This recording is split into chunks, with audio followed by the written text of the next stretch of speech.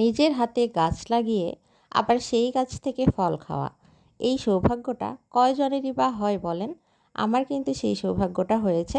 আসসালামু আলাইকুম সবাইকে, কেমন আছেন আপনারা সবাই? আশা করি সবাই অনেক অনেক ভালো আছেন। আলহামদুলিল্লাহ যথারীতি আমিও ভালো আছি। তো আমার হাতে যে বেলটা আমি ধরে আছি এটা কিন্তু আমি গাছ লাগিয়েছিলাম অনেক ছোটোবেলায়। আর সেই গাছ থেকে কিন্তু এই ফলটা ফলেছে। এটা ভাবতেই কিন্তু আমার ভীষণ ভালো লাগে। মানে নিজের হাতে গাছ লাগিয়ে সেই গাছ থেকে ফল খাওয়া, এটা আসলে অন্যরকম একটা তৃপ্তির ব্যাপার। আমার মনে হয় যারা গাছ লাগিয়েছেন বা সেই গাছ থেকে ফল খেয়েছেন তারা অবশ্যই এই বিষয়টা ভালো বুঝবেন। আর আমার কাছে কিন্তু এটা সত্যিই অনেক ভালো একটা অনুভূতি কাজ করে। আর অনেক বেশি ছোটোবেলায় খেলার ছলে আমি গাছটা লাগিয়েছিলাম। আর পরবর্তীতে কিন্তু এই ৪-৫ বছর যাবৎ অনেক সুন্দর ফল আসছে গাছটাতে। প্রথম দিকে একটু কম থাকলেও পরবর্তীতে কিন্তু বেশ ভালো ফল আসছে এখন। আর আমার বাবার বাড়িতে হলেও সেইটা তারা পাঠিয়ে দেয় বলে আমি প্রতি বছরই কিন্তু সেটা খাওয়ার সৌভাগ্য হয়ে থাকে আমার। আর বেলের শরবতটা কিন্তু আমার ভীষণ ভালো লাগে। আমার বাসায় সবাই ভীষণ পছন্দ করে।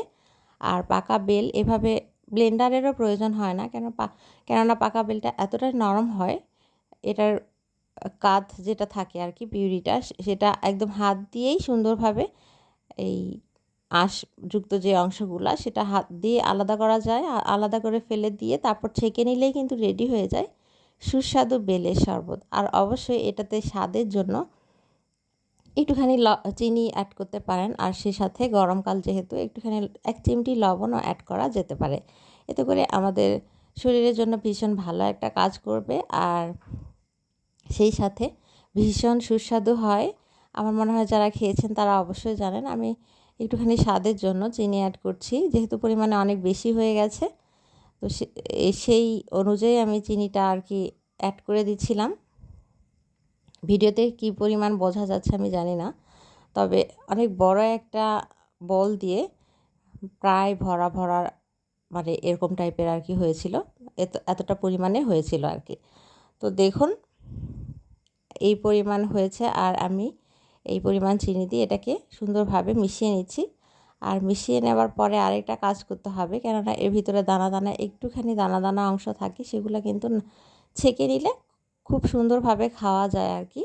না থাকলেও খাওয়া যায়, তবে আমার মনে হয় যে ছেঁকে নিলে এটা আসলে তৃপ্তিদায়ক হয় সবার কাছে খাওয়ার সময় আর কি। তো এ কারণে সবসময় ছেঁকে নিয়ে তারপরে পরিবেশন করবেন। আর এতে করে খেতে কিন্তু ভীষণ সুস্বাদু লাগবে, আর সেই সাথে তৃপ্তিও পাবে সবাই।